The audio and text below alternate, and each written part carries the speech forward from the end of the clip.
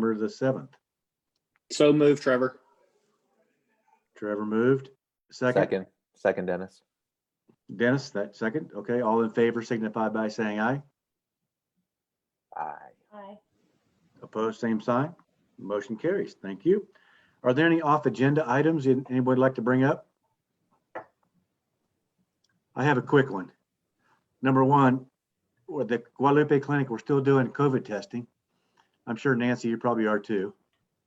But anyway, we're doing probably 40 or 50 a day. So quite a few for us. And as I took the one batch in today, Sedgwick County dropped off 500 today. So there's a lot of testing going on, which is a good sign. So, and that's about it. Does anybody got anything else? Nope. Okay. Hey, JB, I'd be curious, do you have any information on the vaccination side of that equation? Like, are you privy to any information of like, Yeah. how many people are getting vaccinated? Like, what's any status on that side? The state is still in phase 1 of vaccinations. Okay. Which is anybody who comes in contact with potential COVID patients, doctors, nurses, hospice, et cetera, dentists, et cetera. Sure. Okay. So they're still doing that. And they have asked people not to go on to phase 2. If anyone has extra vaccines, to turn them back in or ask where they could redistribute them at this point. Interesting. So as of now, the state is ignoring our request for COVID vaccines at the clinic here because we're not a FQHC, Federally Qualified Health Center. Sure. So I'm we've got calls in for Lynn Rogers and different people in the state to see if we can change that. Right. So basically, I don't care if we get paid. I just like to have our patients have access to it. Sure. Because we're the poorest of the poor is who we serve. So Right. Anyway, No, thanks. That's all Appreciate the I got. information. You bet. No, good so luck. maybe Nancy has something else. I don't know. So you're on mute, Nancy. I'm not now. Am I? Okay. Yeah. Unfortunately, I don't have any information. It's still kind of all tied up at the state level, and we are an FQHC, so hopefully we will be releasing some information in the next couple of days. I'm just not in that circle, in that department at our organization, so I don't have the information. Sorry. Okay. I say the Sedgwick County Health Department's doing a good job at the Intrust Bank Arena. It's very organized. Actually, I'm getting mine tomorrow. I wasn't going to, then the staff said, wait a minute, says you're doing COVID tests. You meet with patients in rooms. And so I said, okay, I'll get one. So I got mine tomorrow at 3. So see if I'm still alive on Wednesday. Don't you have to get 2 One shots? thing I'd like to add, 2 shots. can I add something real quick? Yeah. And a lot of people aren't really sure how long the antibodies are lasting after you donate plasma. And my husband, Dan Unruh, has been donating plasma for 5.5 months now, almost 6 months. And he still has positive reads for the antibodies. So I thought Good. that was encouraging news. Yeah, that's great. That's great, but it is a 2-shot. And once you get your first shot, they give you an appointment date for the second shot. Okay. So they're doing a good job with it. So, okay. With that, we'll move on to Brian and updates. Okay, don't have a lot since our last meeting into the year. We kind of wrapped up a lot of housekeeping stuff. I did put a 2020 recap in the newsletter or on my Facebook page, the District 5 Facebook page. We all think 2020 was such a horrible year with COVID and all the challenges. We actually accomplished quite a few things in the city of Wichita in 2020. And I really wanted to highlight a lot of that positive stuff. Some things in our district specifically, but bigger picture wise, just reminding people that we did make progress in 2020. So if you get a chance, go to the Facebook page and check it out. It's a couple minutes long, so it's not too bad. Tomorrow, we're going to announce the notice of vacancy for City Council District 3. You probably are aware that James Clendenin resigned at the end of the year. And so it's very similar to what we did a couple years ago when Pete Meitzner went over to the county and we had to fill his seat for the remainder of the term. James Clendenin had 1 year left as a council member. So we will, because that's more than a short amount of time, we will announce the opportunity, the vacancy. People will have to collect 100 signatures of qualified electors from District 3 by January 26th. They can also do it by certifying a physical presence on person through web. It's a little confusing, but because of COVID, we wanted to set up another opportunity for people to collect signatures without having to do contact. But again, it's still the same timeline. And then once those get to the city clerk, they will go through them and figure out which ones are accurate and they've got the right number and everything. And then those names get submitted to the District 3 Advisory Board. They will then interview those candidates and recommend up to 5 for consideration by the City Council.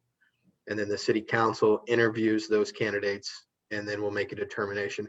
So the timeline is we're probably looking at early February before we get a council member to fill that unfilled term. And then District 3 is up for election in 21. So there will be an August primary and then a November general for a full 4-year term starting in 22.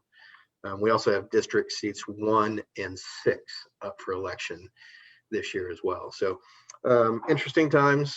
Obviously, we got to make sure we got a good candidate, District 3. There's like a dozen names that are being talked about right now. Some folks have already declared their intentions, but tomorrow they can actually start collecting signatures on the petition. So that'll be hot and heavy quickly. Then one other thing I'd like to mention, hopefully you all noticed it as well, the 6 inches of snow we got on January 1st. I want to applaud our Public Works Department for the rapid cleanup they did with the streets. It was well done. Certainly the weather kind of helped. It melted off a little bit, but I didn't really hear of a lot of problems with that amount of snow. You would think it would be. Maybe because it was a holiday and people weren't out. Maybe they're still sleeping off hangovers. But at least it wasn't a big issue from what I heard. And it was pretty navigable fairly quickly. So just a thank you to our Public Works team. So that's really the update I have. If anyone has any questions for me. Yeah, they did a good job, Brian. I might question today, they were scooping the snow back into the street on Kellogg, and it almost created a lot of wrecks. Well, I don't see who's on here from Public Works. Maybe they can answer that when they get on. Yeah. I see Alan had a question though. Is that right? Yeah, I did.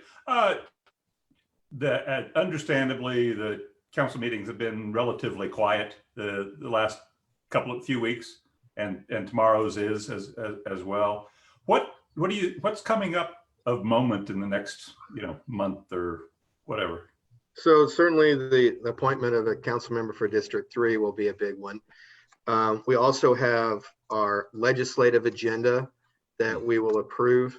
We did a workshop on it in the last quarter. I think it was November.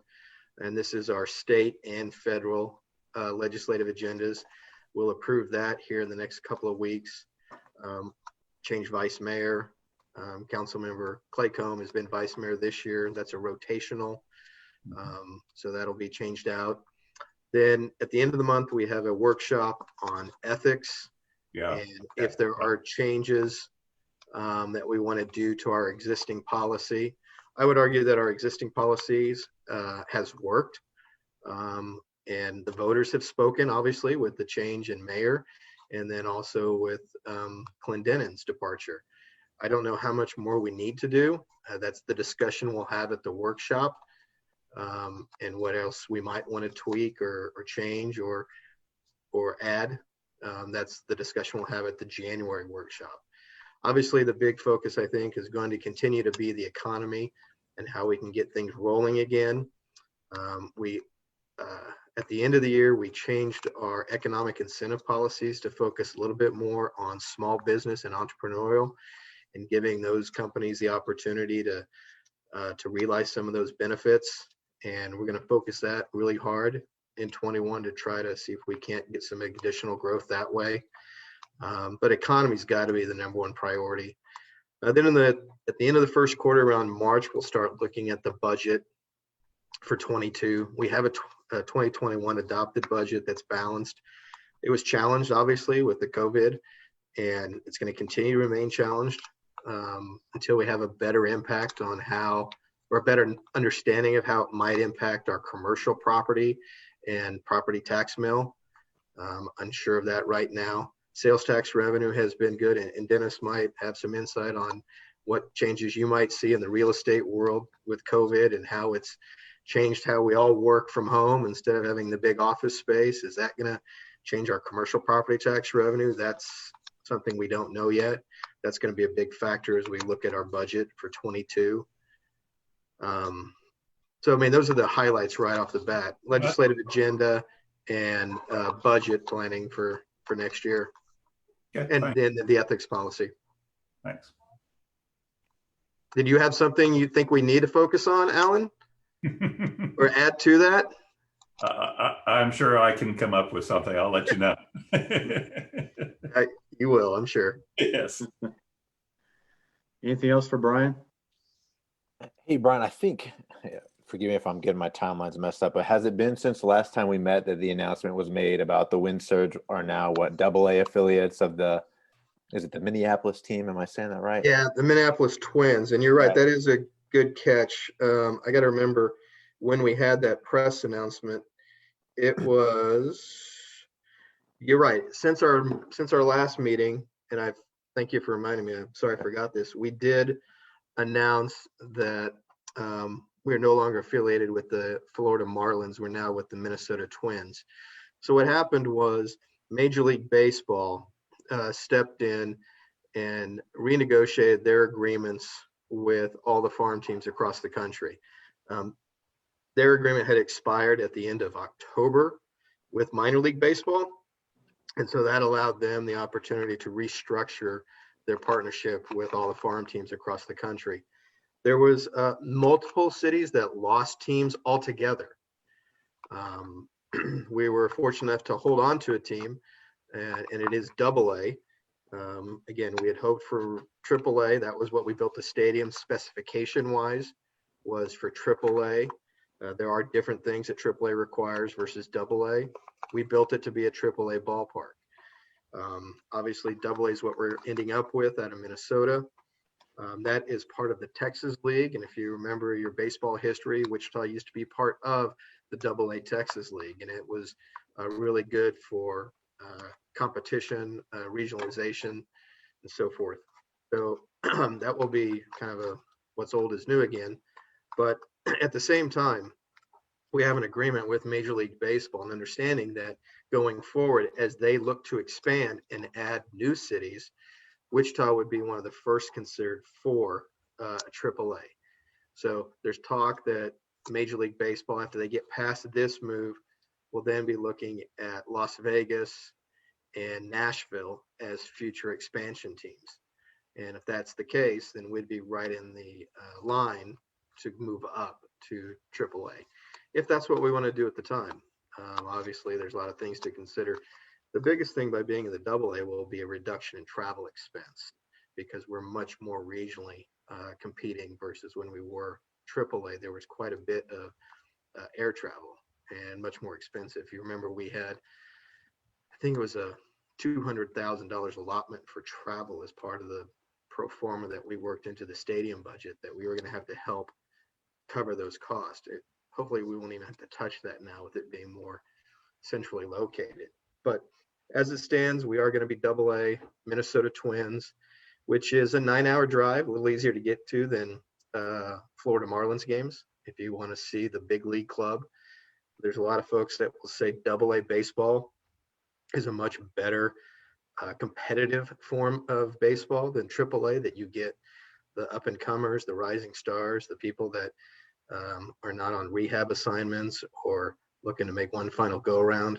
If you remember back when we had the Wranglers, at one time we had, for you baseball fans, we had Alex Gordon, Zach Greinke, Luke Hochhaver, and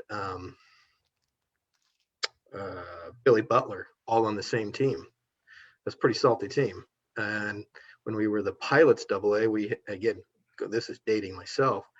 At one time we had Sandy Alomar, Roberto Alomar Jr., Carlos Baerga, Andy Bennis, and the manager was Bruce Bochy. So AA baseball brings some really good talent.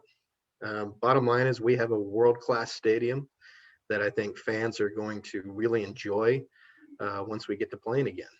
And looking forward to that day we can have that first pitch. That experience is going to be like no other that you've had at a baseball stadium in Wichita. So that's going to be, I think, the big thing. The fan amenities, the ballpark experience is going to be unequaled, unrivaled to what we've been used to. So hopefully that's the big focus and the big takeaway. But thanks for that catch, pun intended, Dennis. Hey, Brian, so who are the owners now? Since the owner passed away, right?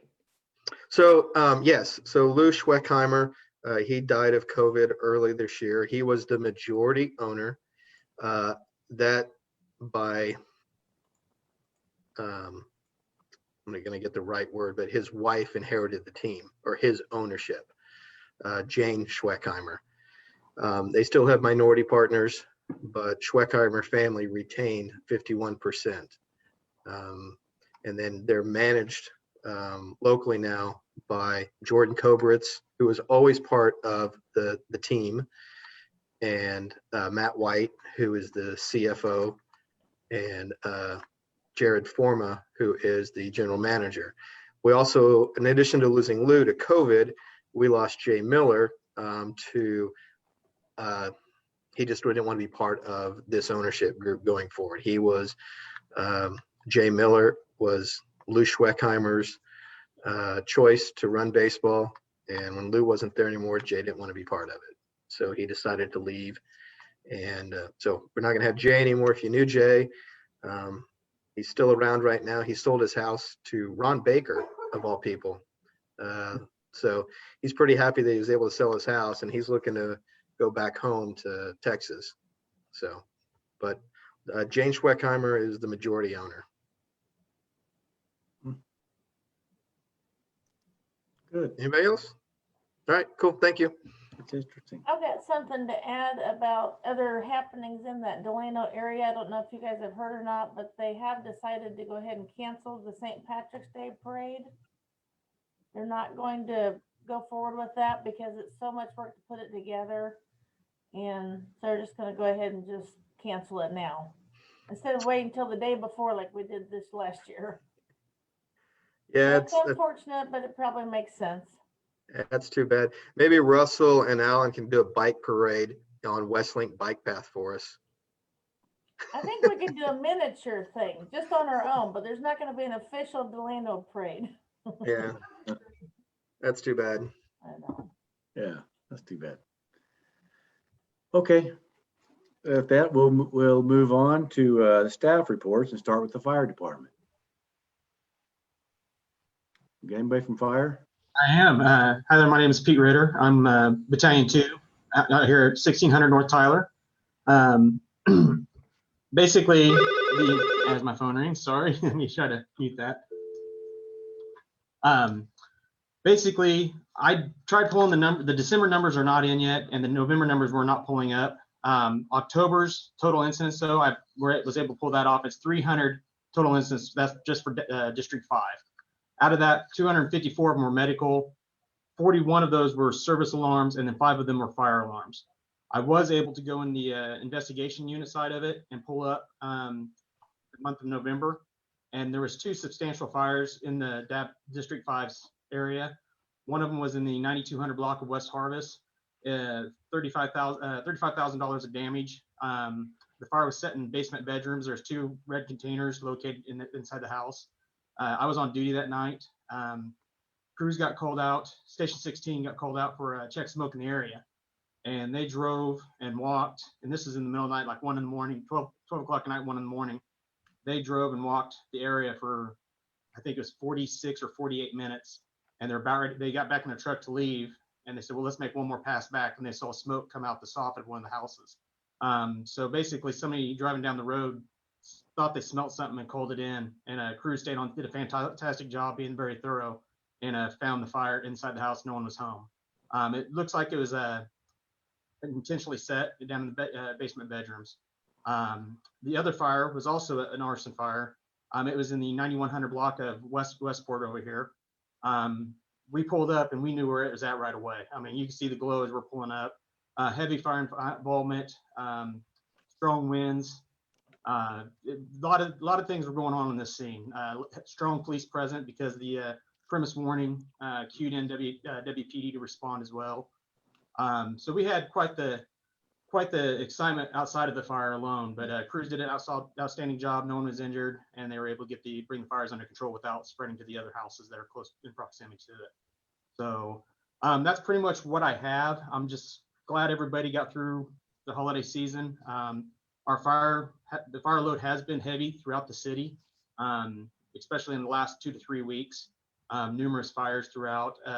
Kind of starts when it starts getting cold like this, and with the Christmas lights, the electrical loads start wearing, and so hopefully the initial hit of the fires are kind of going to start slowing down moving forward here. So it'd be a good time to check your smoke alarms and everything else if you didn't do so on time change, and have an escape plan for your family. So outside of that, I don't really have too much more information. If you have any more questions, I'd like to try to answer them for you. You just made Troy Palmer very happy with the check the smoke alarms keyword. Yeah, that's He looks forward to that every quarter at least. So. Yeah, that's the big thing. They save lives. I mean, we can't push them enough. So Good. Okay, any questions for Pete? Thank you, Pete. thank you, and you be safe with your COVID shot. We appreciate it. I often we try anyway. Be safe out there. All right, you too. Okay, thank you. And move on to the police report. Hey there, thanks for having me tonight. Sorry, I'm in my patrol car, so it's a little dark in here. But I'm Nikki Woodrow. I'm the sergeant out at Patrol West Community Policing. Just a couple things that I kind of wanted to go through tonight with everybody. We're having a really big problem with the catalytic converter thefts citywide, but a lot on the west side. We have probably anywhere between 1 and 5 a night in the whole city. So suspects are very easily getting under vehicles, cutting off these catalytic converters and selling them on scrap to make some extra money. So we have a little bit of leads. Unfortunately, it's very hard to track catalytic converters because there's no VIN number or anything on it. So we don't know if we run across one, if it's stolen or not. So we are actually following up on every single catalytic converter theft right now, looking for video, doing neighborhoods, looking for any kind of evidence left behind. So we're doing that. We're working with investigations, trying to curb these catalytic converter thefts. So hopefully we'll get some good suspect information and start getting some jail time for these people that are committing this. Also, auto thefts are on the rise, obviously, with the cold weather. We see a lot of them in the mornings just because everybody's warming up their car. The week, I think, of Christmas, north side and west side out here did 2 separate assignments. And I want to say about 60 a piece for like 3 or 4 hours flyers were given. So we found 60 cars out here with just in a matter of a couple hours that were left unattended warming up that could have been stolen. So we're focusing on that, trying to get people to not leave their car running unattended. We see a lot of them at Quick Trip, Quick Shop, running in, grabbing something and just leaving their car up and running. Good news I have to report is that we got about 50 recruits graduating on the 21st of this month. So we're getting 5 of them out at Patrol West.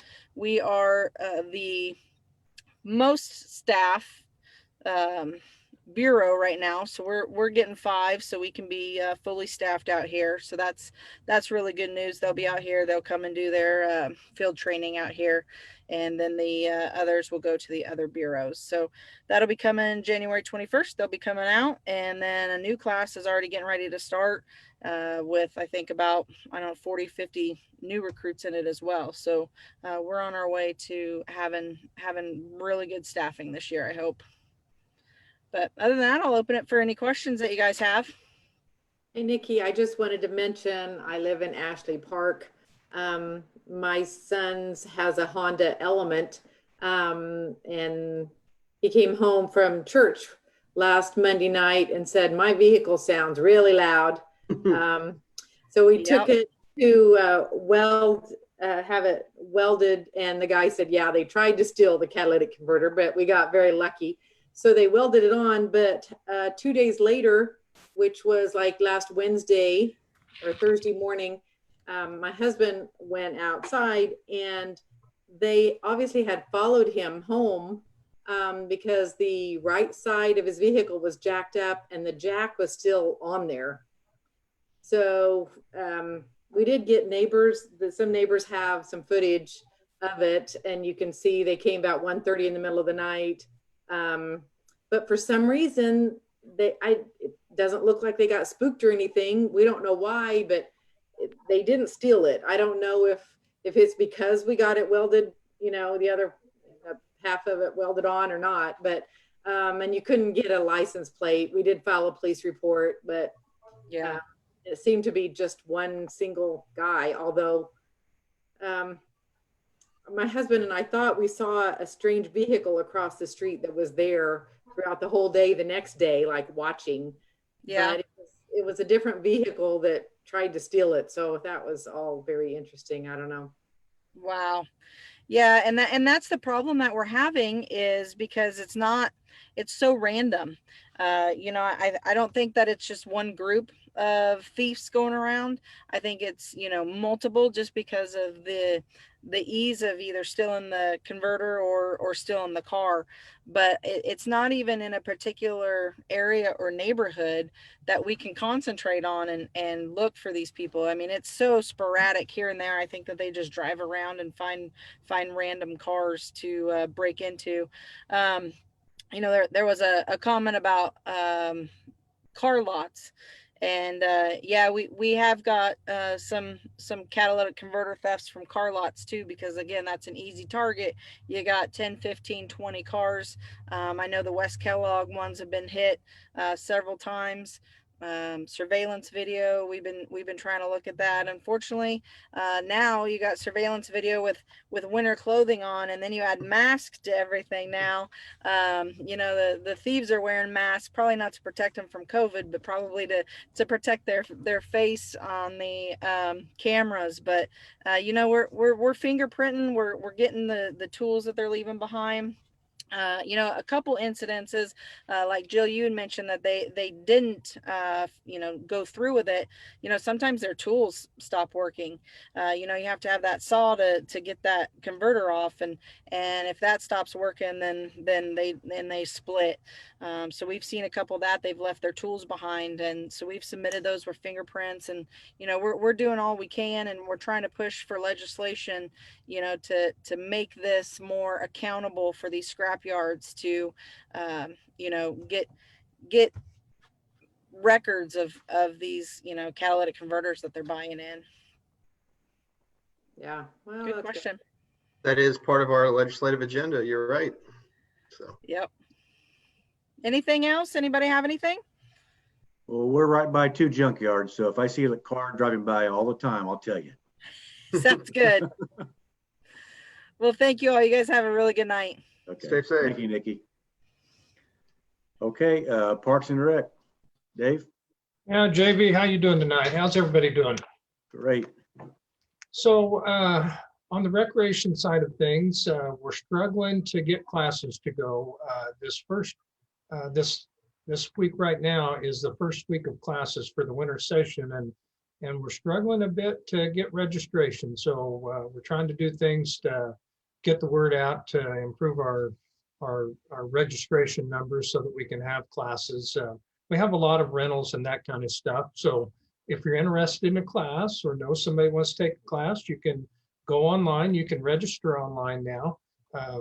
through the Evolve magazine and get in on a class if you're interested in that. We're also we're resurrecting our junior football program. Back in the fall, we made the decision not to hold the junior football program, which is actually pretty significant for our department. There's 2,000 kids that participate in our junior football program. So we're trying to have a spring session of junior football, and we've started registration this week on that. The program would actually then start in March, with practices starting mid-February. So we're trying to get our junior football program back and operational. I don't know if this has been talked about, but down at the Riverside Tennis Center, we've started a really extensive renovation project down there. We're adding 4 new tennis courts. We're adding 6 new pickleball courts and resurfacing the inside courts. And so they're about 70% done on that project. So we're pretty excited about the renovations over there at the tennis center. This spring, it should be really good for playing pickleball. You can register and rent courts online and so forth. So pretty excited about the tennis center project.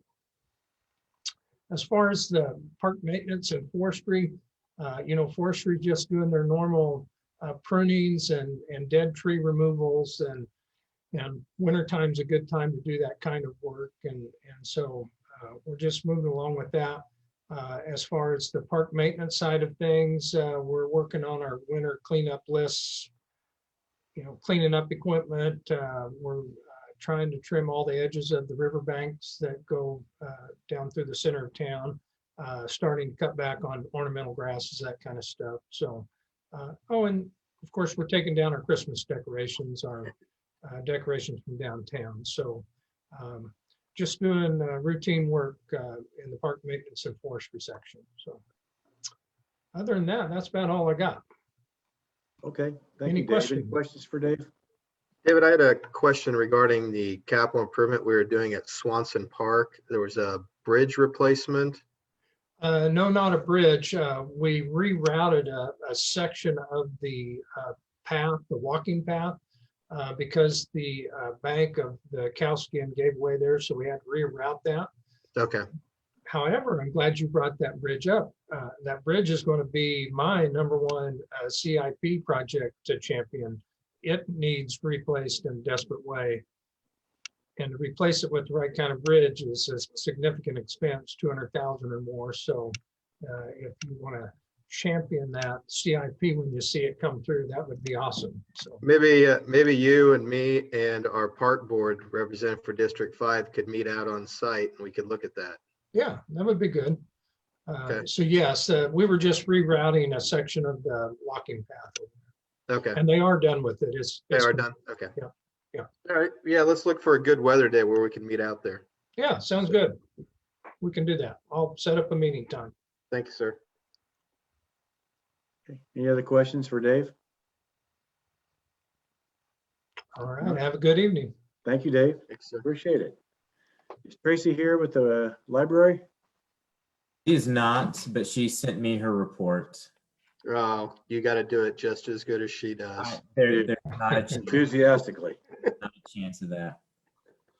Okay, all Wichita Public Library locations are operating with curbside and drive-up window service only. The decision was made by library staff due to the rising numbers of COVID-19 cases in Wichita.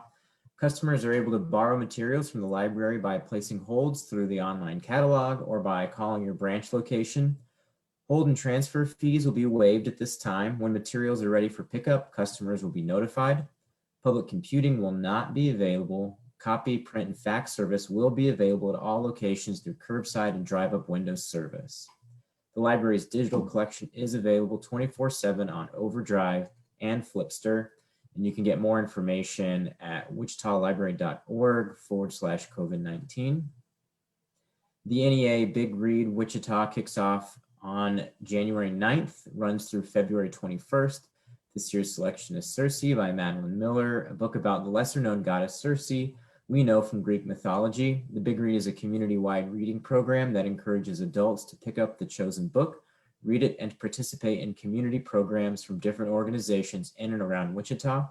For a complete list of upcoming programs, visit bigreadwichita.org. Registration for the winter session of virtual programs at the library is available online at wichitalibrary.org/events. All programs will be held on Zoom. Customers will receive an email with Zoom login information the day before and the day of the event. And the library is proud to collaborate with Suzanne Perez and the Wichita Eagle for the 5th Read ICT Reading Challenge. Read ICT is a reading challenge for adults to read 12 books from 12 categories in 12 months. One book each month, but you can organize your reading to fit your schedule. We give you the categories and some ideas for books you can read, but ultimately you get to choose what you want to read. Use the Beanstack app, the library's reading tracking app, to keep track of the books you read. Log your books each month for a chance to win cool prizes throughout the year. Visit wichitalibrary.org/readict to learn more. And specific to District 5, in an effort to speed up curbside service at the Westlink branch and to ensure equitable service to customers, staff created a drive-up service for customers to pick up holds or use the library's print, copy, and fax services. There are directional signs in the Westlink parking lot, and staff stand ready to assist once you arrive. And that is it. Okay. I will give you a 6 for effort. Yeah. Any questions for Corey? I don't think he can answer them anyway, so. Okay. We'll move on to Public Works and Utilities. Gary? Yes, sir, I'm here. Sorry, I couldn't get unmuted. I'd been at District 1. I didn't think I was going to make it on time, but thought I could be here. Corey, do you have the project list you could pull up if you wouldn't mind? Yeah, do you want me to share my screen? Whatever you want to do. I can have you scroll down or however, yeah, whatever you want to do. Yep, I can do that. 1 second. That's probably fine.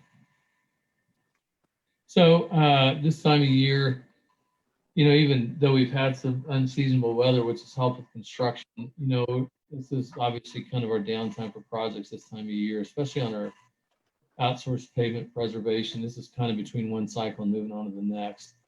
So I'll be pretty quick and cover some of these at a high level. 13th Street from the Cowskin to 135th Street is substantially complete. There's still some traffic control out there. We were unable to get the surface level of asphalt placed due to weather restrictions. And so the reason why we still got some cones in a few places is just protecting sharp edges and different things related to that. So we, our field staff worked really good with the contractor. Councilmember Fry got involved and was a really big help in that regards. To make some changes to that project, really did some value engineering as we got started, changed up some of the phasing and got done a lot quicker. And I think it was really nice that we got that open prior to the holidays, so that helped a lot. We'll, as soon as the weather comes back around this spring, we'll get that asphalt down and be able to wrap it up. So good project to get done. And again, we got that done ahead of time. So I think, and I hope anybody who lived out that way was able to survive through that pretty well. 37th and Tyler, we've been trying for some time to get a signal put up there. All the infrastructure is ready to go. Traffic signal pole equipment, fabrication and delivery takes a long time. And we know there's a long lead time, but over this last year and a half, it almost doubled. COVID made it worse. There's only 2 or 3 vendors that actually fabricate traffic signals in the country, and one of them went out of business for a while and rebounded. So it's been kind of a mess. Anyway, we've been told that our traffic signals are on the way soon, hopefully here in January, and it will not take any time to put all that up and we'll have that signal operational. Go on down, Corey. Aquatics master plan. I'll talk about the overall plan here in just a minute, but Harvest Park swimming pool in particular, some good progress on expansion of the pool. We expect to have everything done yet this spring and be ready for the 2021 season. Keep our fingers crossed that there will be a 2021 season. It will be ready regardless. And then I'll talk about the overall Aquatics Master Plan here in just a minute. Our outsourced pavement preservation program, we talked about this quite a bit in detail at the first meeting, is $11.5 million this year. We're kind of in between right now because a lot of this work is temperature sensitive. One last thing, we're finishing up on the 2020 program is some work on Westlink right now. The 2021 program then will fire up here in the coming months. All of this information is available on the city website. There'll be an interactive map once construction starts. So one of our big focuses is still on arterial streets, and you can see the 4 that are shown there. And then we come in behind the arterial streets that we just put the new surface on and added a preservative seal to them. So I'm not going to go into any detail on any of those. If anybody's got any questions, please let me know. But our program continues to grow each year. It's $11.5 million this year. I think about 4 years out, we're to almost $20 million. So the city council has put a high priority on street maintenance, trying to maintain what we've got. I think we've got a really good plan in place. Corey, if you can go on down, I might just talk real quickly again, a recap of the Aquatics Master Plan as a whole.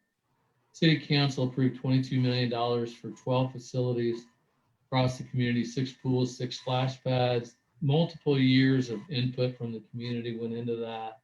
I think it's a really good plan. All of phase 1 and phase 2 is under construction. It'll be ready for the 2021 season.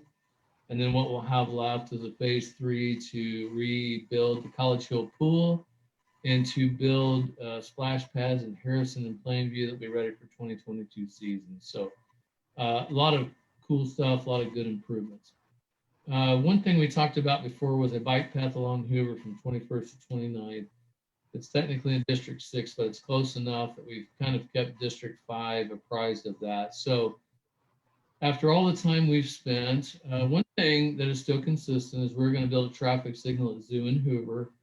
We are waiting on traffic signals there too, but they're a little bit further behind. So that'll be yet this spring.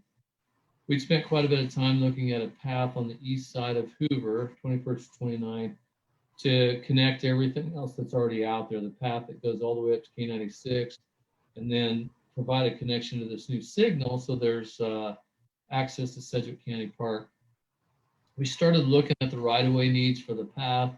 Try to make a long story short, in discussion with council, we've decided to move forward with a project to improve Hoover itself to 3 lanes and construct all of that in the path at the same time in 2023. That pushes things back just a little bit on the path construction, but I think it's the wise thing to do. It saves us money overall, it saves costs, and it saves impact to the property owners on the east side if we don't build that path by itself. There are some people in the area that were wanting to see this connection made sooner than later. That's the real downside. It's going to take us a little bit longer. But I think this is a really good plan. I'm glad we took a step back to talk about this. So we'll need to redo some things in the new CIP to shuffle that funding around. It's also going to be pretty good timing with the new water treatment plant and some of the construction that'll be going on there with some of the major pipelines through the intersection of 21st and Hoover. I think we can time some of this together to make some good improvements there while the plant's being built, and so that nothing gets destroyed afterwards. We've got we're working on putting a traffic signal in on Ridge Road at Village Park, or Village Circle, where the Quick Trip is, where the new Wygant is. Lots of new development happening up there. We've got a petition ready. I actually need to spend some time with Councilmember Fry discussing some logistics of that, which we will do late this week. And hopefully that's something we can get done yet this year. The only thing I have to mention is we've got a project under design to improve 13th Street east of Tyler. It's kind of a mishmash of lane configurations through the entrance to Northwest High, and it's caused some concerns. We've got a really good partnership with the school district. I have staff that meets with them monthly. We have a cost sharing program. This project will be the same to split the overall cost with the school to make that a consistent 5 lanes. It's going to make a lot easier to see when you're coming out of Northwest High there was a perception issue of trying to tell which lane cars were in, and it was causing some problems. Not a lot of crashes, but certainly some near misses on people trying to decide when they could get in and out. So it'll be a good project, and that'll be built yet this year. So that is all I had for now. I'd be happy to answer any questions. If I may, this gets away from the specifics of what you were discussing, but since you mentioned the development at the 13th Street Tyler intersection, my daughter works at one of the businesses up there, and I was talking to her about some things. I was just wondering, do you have any sense of what the occupancy rate is for all of the business spaces that have been built there? I mean, I see additional construction going up, and obviously there are some businesses that seem to be doing well, but I also see a fair amount of empty space up there. That might not be something you know, but it occurred to me that that was something that I'd been meaning to ask about. Yeah, I don't. I could find out, and I don't know if the council member has an idea, but we could certainly look at available for platting. I know they've got the car wash coming up that way, but I'm not aware of what's still available. Yeah, I think they've had a churn in some tenants, a couple of restaurants that have been in and out. I visit with those developers quite often, so I can kind of get an update. You did mention the car wash that's getting under construction right now. That will bring more traffic, obviously. But again, restaurants have been challenged this entire year. So that made it tougher as well. And there was an ownership change at the Hurricane as well. So it's not the year that they envisioned, but I don't know current occupancy, but I'll check in with them and just see how they're feeling about that center going forward and what their mix might look like. It's a good question, Russell. I appreciate that. Obviously, you're right. This has been a terrible year for restaurants, but then again, I'm pretty certain that the occupancy was less than total all of 2019 as well. You're right. Yeah. And again, they started off with they didn't have a lot of national chains in there. They just had the one Hurricane. Everything else was local, and I think that's really what they were focusing on early on. The only one that has remained the same has been that Vietnam Nom. And everything Bagel else. House. And what? And Bagel House. The Vietnamese place and the bagel place, they've both been there from the start. Oh, bagel. Okay. I don't eat bagels. So, but yeah, it's been all local chains or local owners. And, but it's good follow up. I'll ask the question. Thank you. Yep. Hey, Gary, I've got a quick question. Yeah. It's not in our district, but it's close. The Kellogg and Ridge Bridge, the one from the airport, that's been damaged. I don't know if it's been a year now, but it got to be close. And there's just a couple cones sitting there. Any idea when that's going to get fixed? You talking about the flyover bridge, the flyover Kellogg, like if you're eastbound and then going south to the airport or closer to the airport? No, if you're coming out of the airport and heading north on Ridge. Okay. There's right to the right there. Okay, before you get to Kellogg. Before you get to Kellogg, yeah. There's a couple cones there, and it's been damaged for, I don't know if it's been a year, but it's been pretty close. Off the top of my head, I don't know, but I'll find out. Okay, and maybe it's the state supposed to fix it. I don't know. Probably not in there. I'm certain it's ours, but some of it could be the airport themselves, which doesn't mean they can't do it. But I may need to check with others. But I'll find out and let you know. Yeah. Okay. Well, it's on the city street. Yeah, so. I got you. Thank you. Yeah.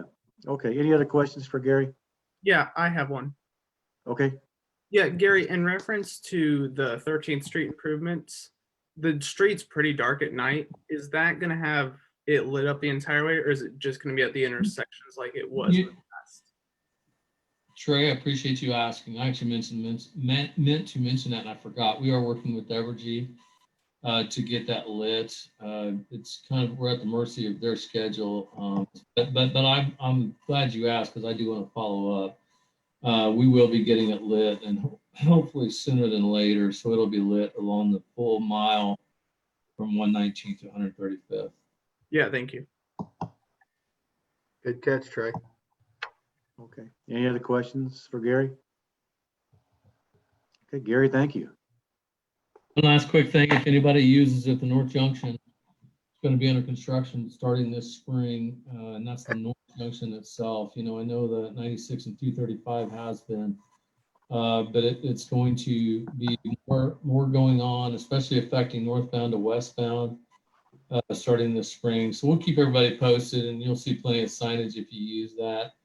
It shouldn't affect the anybody that takes 96 or 235 to southbound 135 back to 96. There shouldn't be too much impact on that just yet. The first phase again is northbound to westbound, and the rest of the project, the rest of the project will start in the fall of 2022. So effectively, the full project is funded, and we're moving forward to finish plans, buying right away, construction. So. Okay. Yeah, something to think about if you happen to go through that area a lot. Okay, thank you. That was all I had. Thank you. Okay, you're welcome. With that, that's the last of our reports. Do I have a motion to receive and file all the staff reports? So moved, Trevor. Second, Nancy. Thank you, Trevor and Nancy. All in favor signify by saying aye. Aye. Aye. Aye. Opposed, same sign. Motion carries. We do have one new business. And I think Philip is here from the MAPD. Yes, I'm here on the phone. My Zoom keeps cutting in and out, so I'm not trusting it for my presentation. So I'm not going to have my camera on, but I am on here on my phone. I can see the screen. I got the Zoom up so I can see what you guys have on the screen that Corey has for you. And I'll run through my staff report here for you real quick. In general, this case is a rezoning case. They are rezoning it from a single family SF5 district to what's called a planned unit development.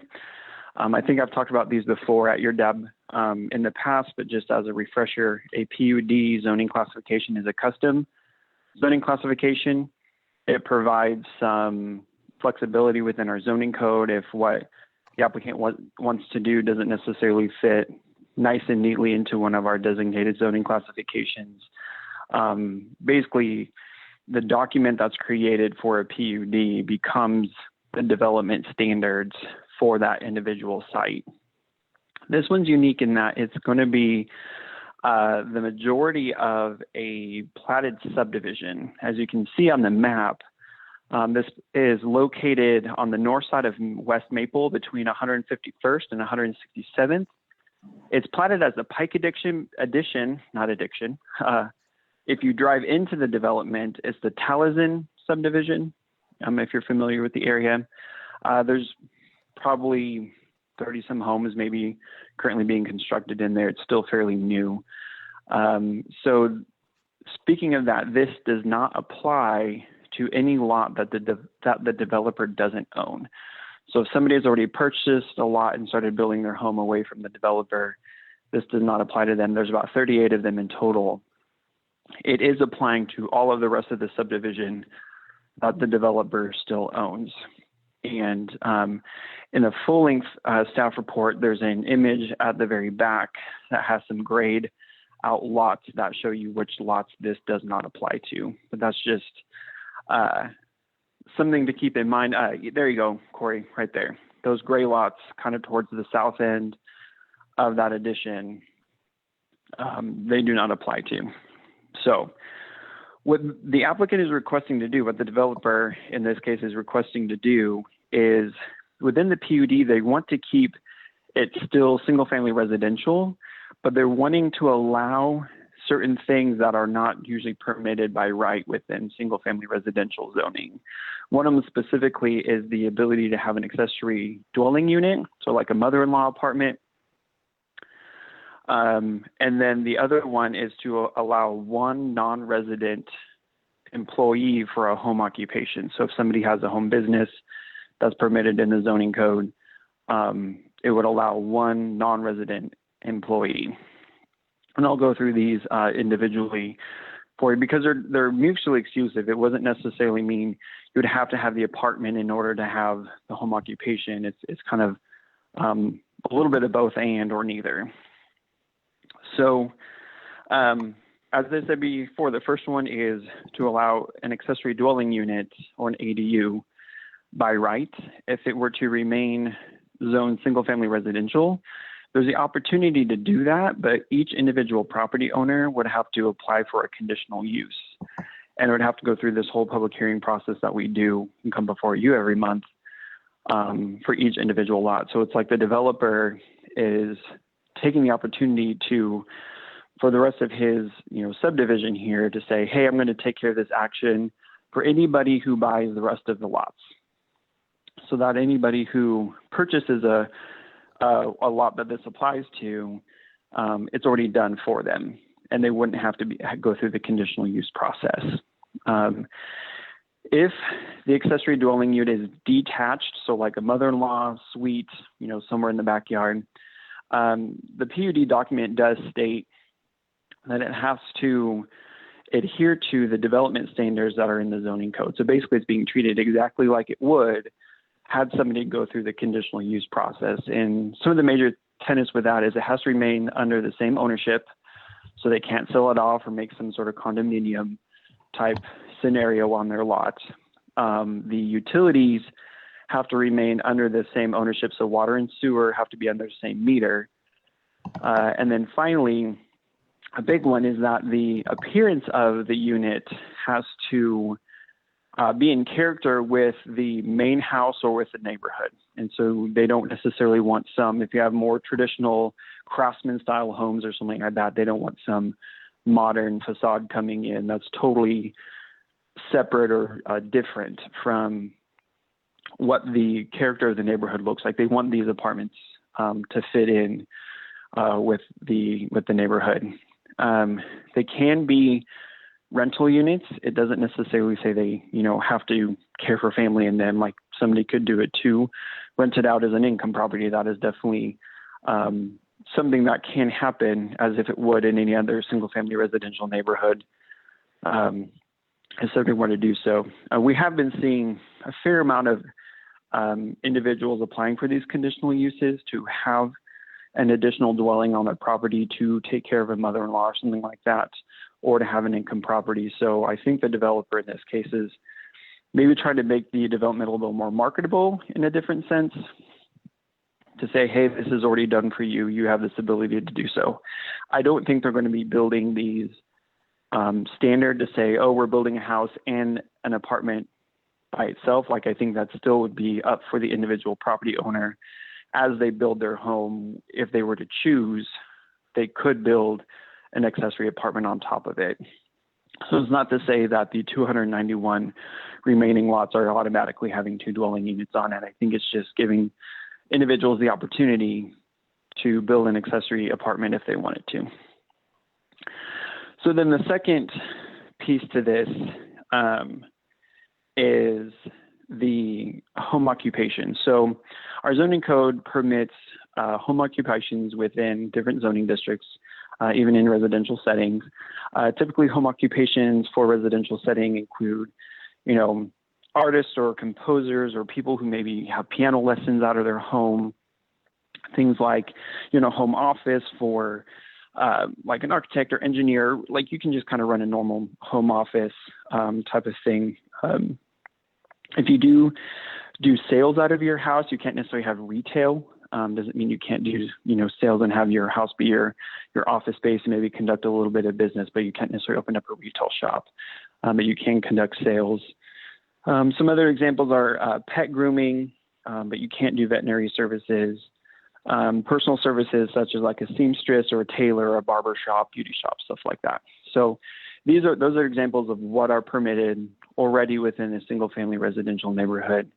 What the developer is looking at doing is in the SF5 zoning district, you're not allowed to have any non-resident employees. So if you run a daycare, you're really only supposed to be running it yourself. You can't be bringing in, people from somewhere else who don't live in your home to work with you.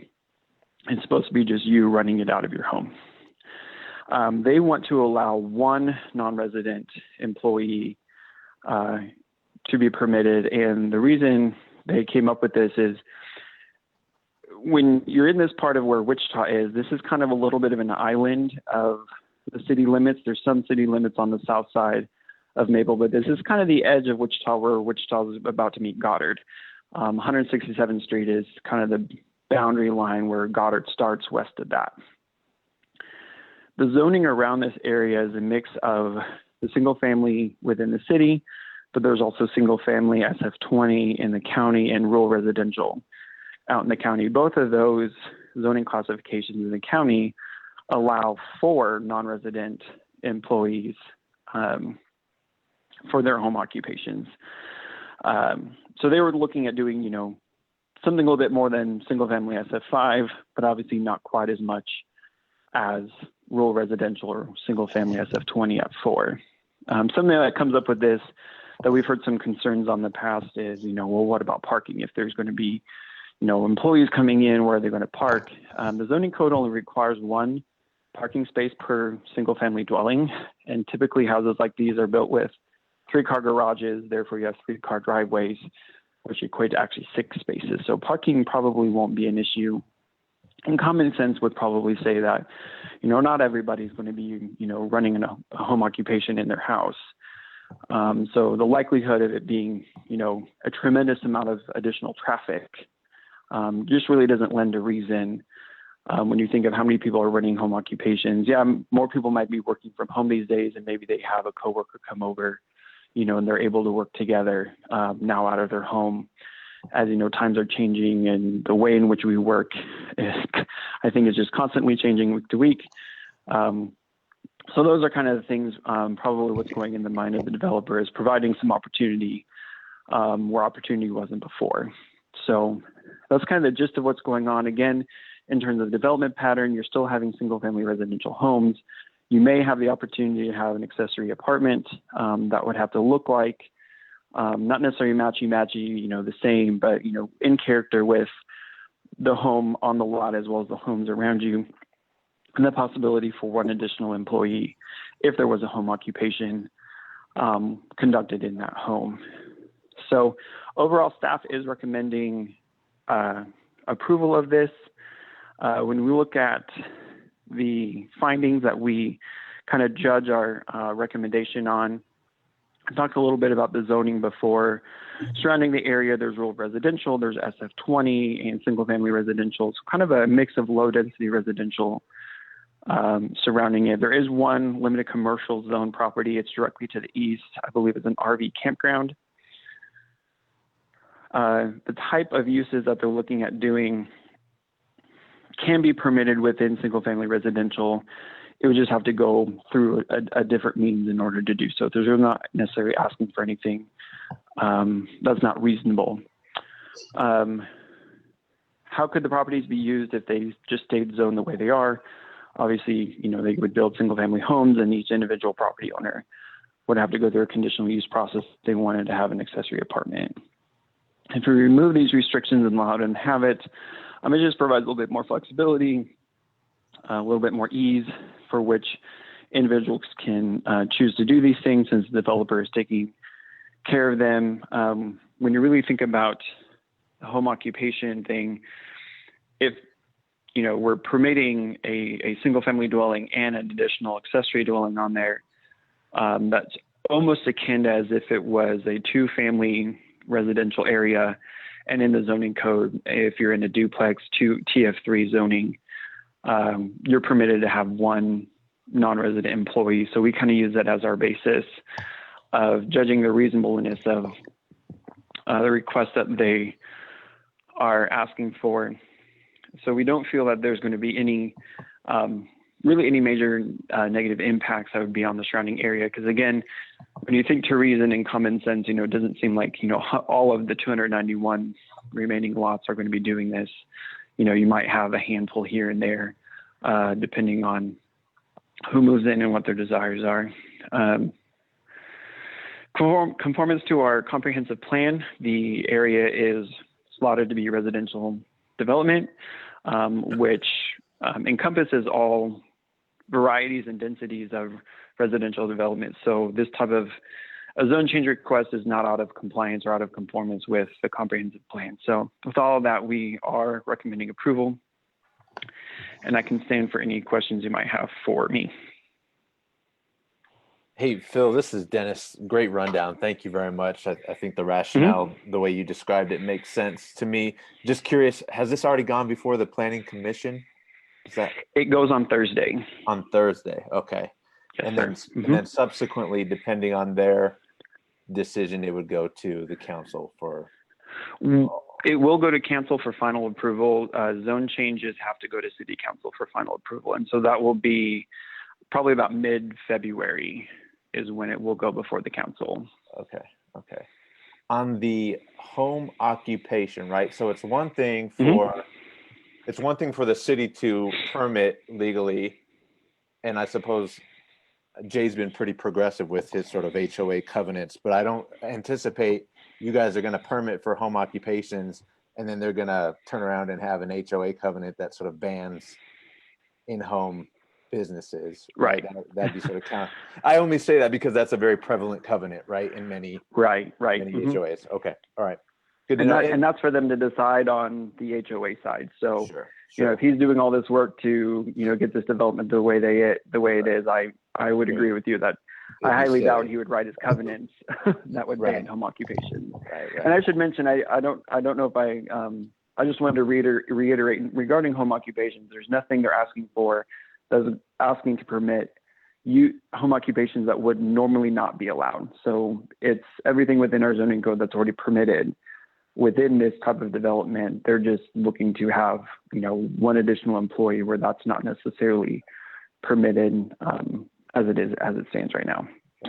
And is it fair to say that some of these considerations are somewhat maybe generationally driven? I don't want to go as far as to say the Taliesin development is targeted to, it's not like a dedicated retirement community, but is it safe to say that maybe some of the target market is those that are retiring, and if they want to have a caretaker or an extended family live on an ancillary apartment, and if you ultimately need medical employee in the future to live on site, these are things that would thereby take care of that for the entire community. Is that fair to say?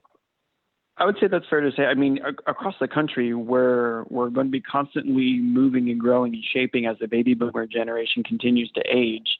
It's a phenomenon that is completely new for our country in terms of the number of people, and people are living longer, they're staying active longer, they want to be more independent, and so, like I said, we've seen it hasn't necessarily been a large increase, but we have been getting applications coming into our office for the conditional use, so somebody can build an apartment in their backyard or above their garage so they can take care of an aging parent, where they don't necessarily want to put them in a care facility. They want to keep them close to home. And so, but yet they want to kind of give them their own space.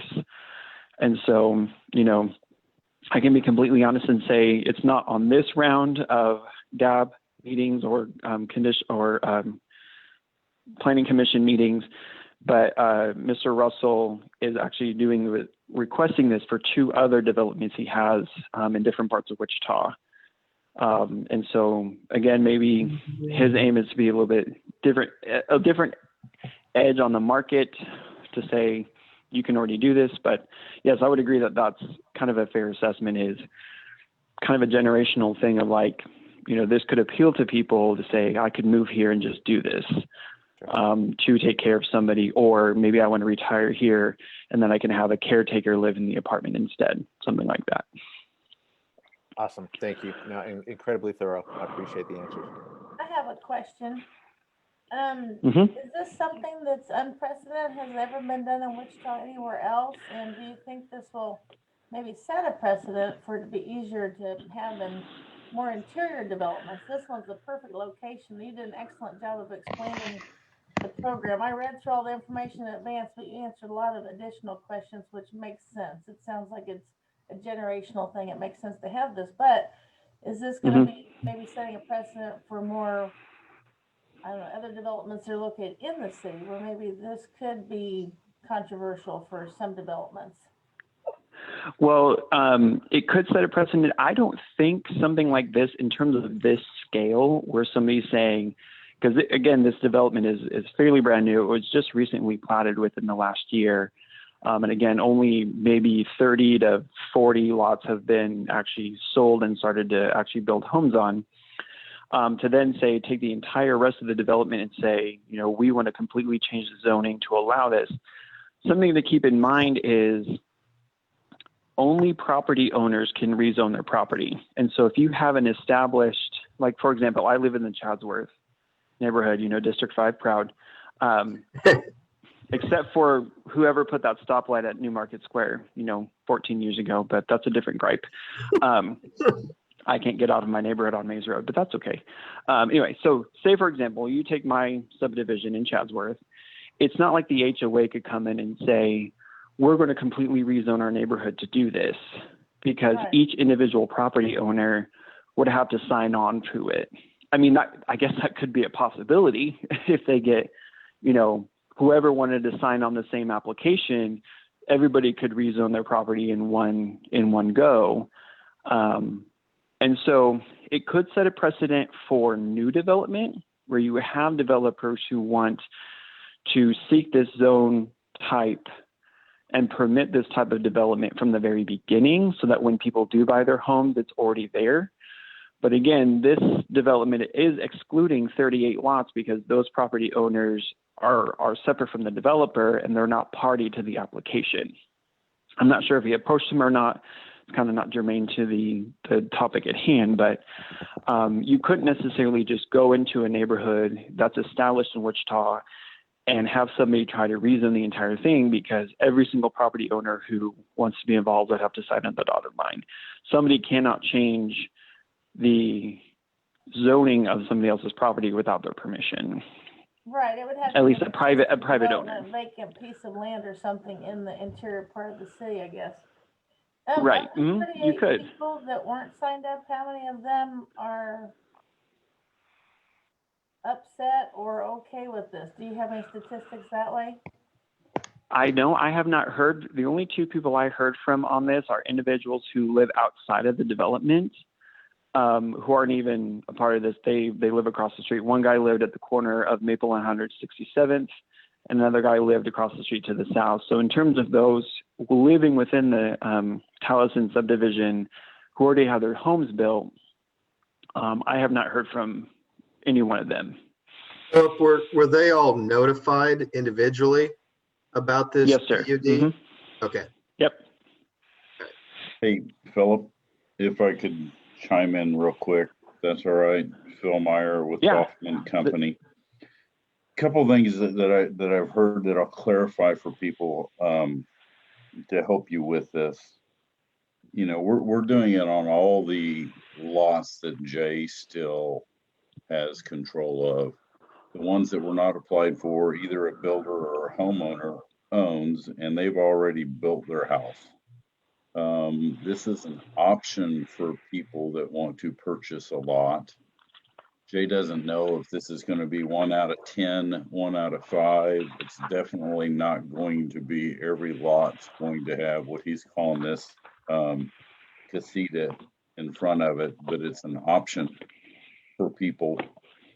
Some of this is a result of what we've gone through this last year with COVID.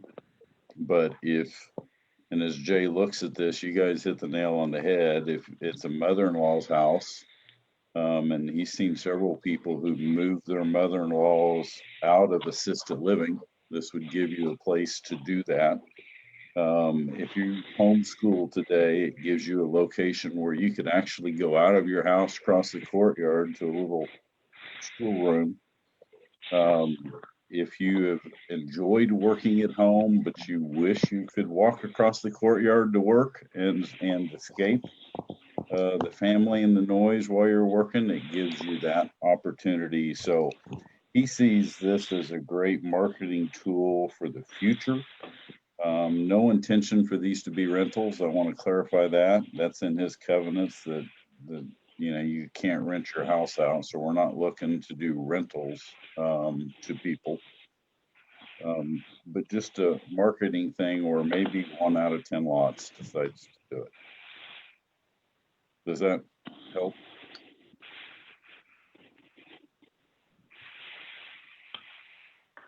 Thanks for expounding on that, Phil. I was not aware that his covenants were going to be restricting it to non-rentals.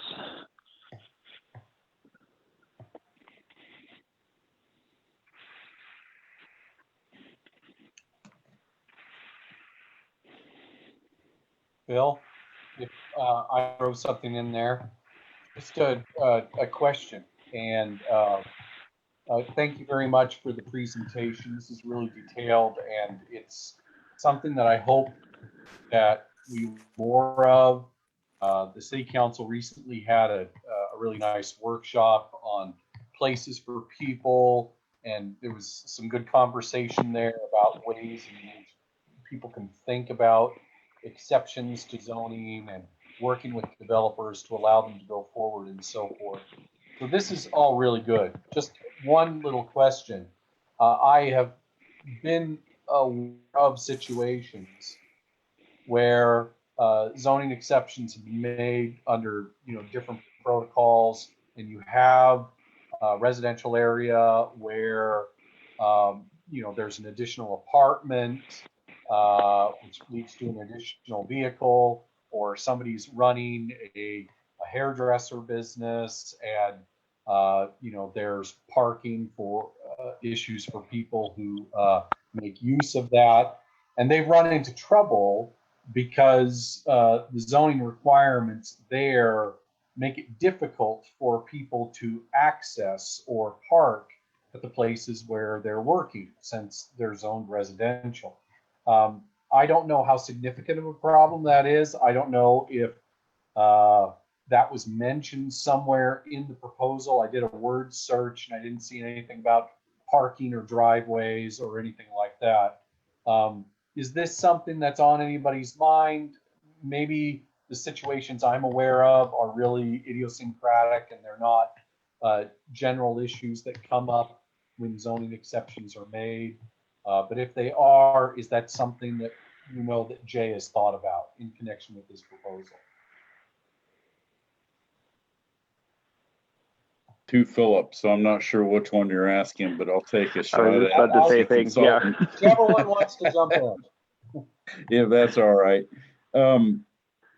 Yeah, we did ask for the one additional employee. So typically we have 4 off-street parking spaces on all of these lots. That's the 2-car garage, and many times a 3-car garage and the 2 spaces behind that. So you got 4 or 5 off-street parking spaces, and there's always room on the street in front of the house for a car for an employee without impacting the neighborhood.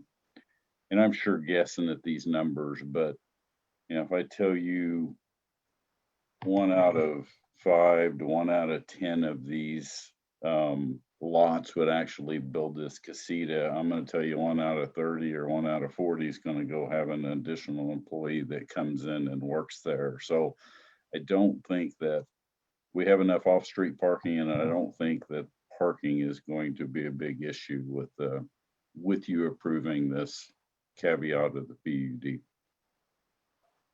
And Philip, you can correct me if you thought I misspoke on that.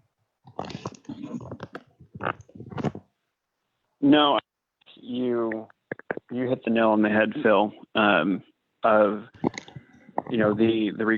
The requirement for off-street parking for single-family residential is 1 per dwelling unit these homes are built with 2 to 3 car garages, which offer, as Phil said, anywhere from 5 to 6 potentially off-street parking spaces.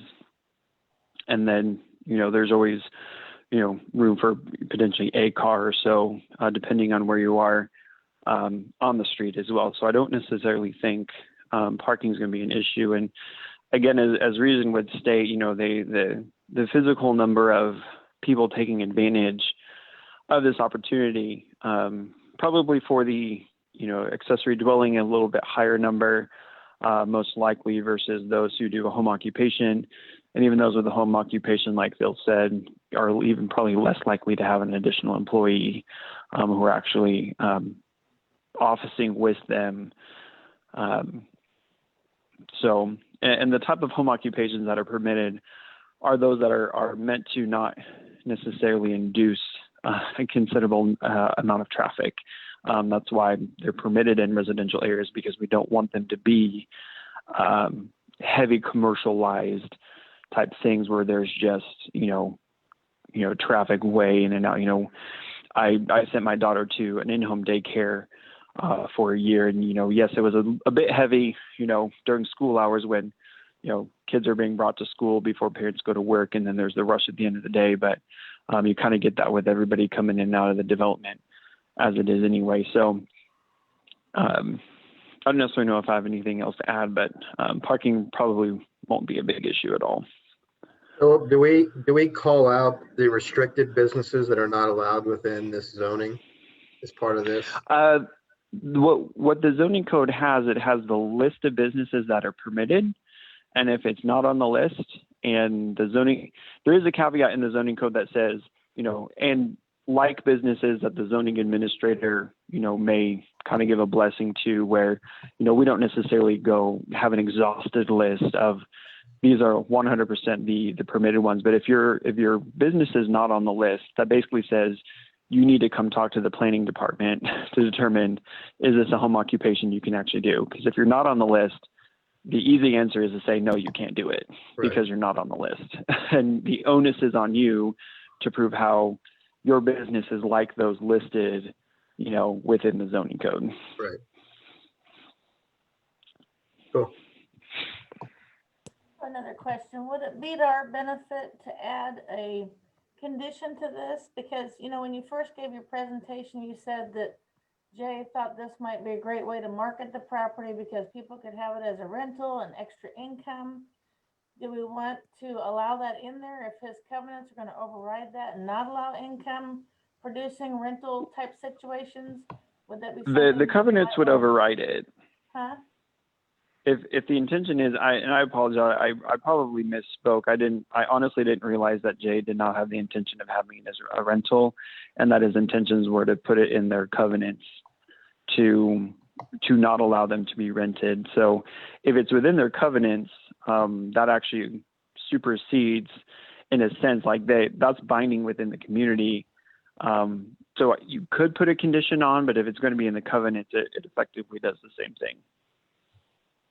Right, but then you're allowing the development to decide if it's going to allow rentals or if the city is deciding that. So, I would think as a developer, they wouldn't want to have rentals because it could actually decrease the value of the neighboring properties. But I don't know. I'm not a city expert. I don't know if that's something you want to just leave open to the covenants, or since this is the first of its kind. Hey, Philip, I'll take a shot at that one for you. So go ahead, Phil. And I'll do this to just help Philip out and clarify, because like he said, Jay's doing this in 2 other developments, which are different markets, Philip, and he may not exclude rentals in the other 2 that are coming up in the future, which are not in District 5. But I would tell you that the city of Wichita does not want to be enforcing whether these can be rentals or not. That is a private decision this developer puts into certain covenants in certain neighborhoods, and the city doesn't want any part of trying to enforce that in the future. You want to let the homeowners association deal with that, because the city's got too much to try to enforce now, let alone get involved in private issues like that.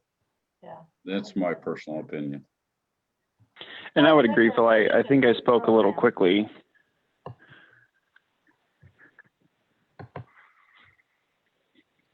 Thank you, Phil.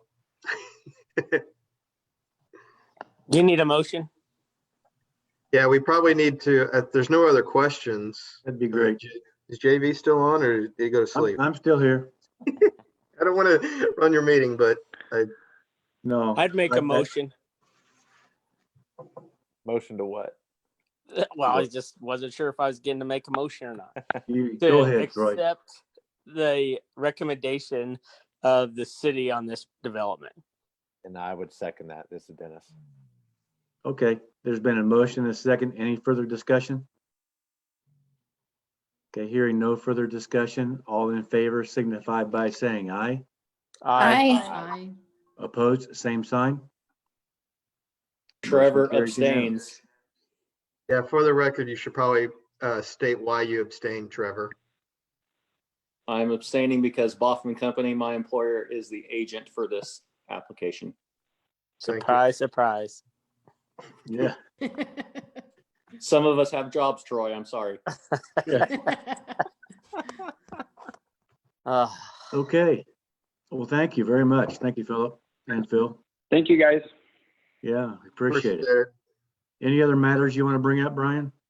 No, I just had a question from Elaine Steffen, who is on the Animal Advisory Board for District 5.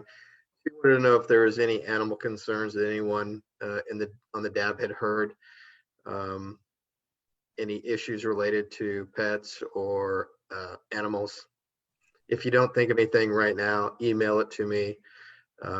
She's got an Animal Advisory Board meeting coming up, and she just wanted to know if there was anything. So I do know I'm hearing a lot more coyotes than ever before in District 5. They seem to be making their way quite a bit. Nighttime hunting. Yeah, it's been crazy.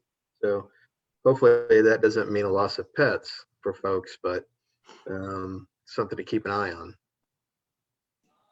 Okay. Dr. Fox, thank you for joining us. Alan, as always, good to see you. So don't be strangers. Glad you could see me. Troy, thank you for keeping your camera off. Yeah. I do that for everybody. Yeah. Okay. Well, thank you, everyone. And with that, we'll make a motion to adjourn. Happy New Year. Have a good evening. Have a good night. Thank you. Bye.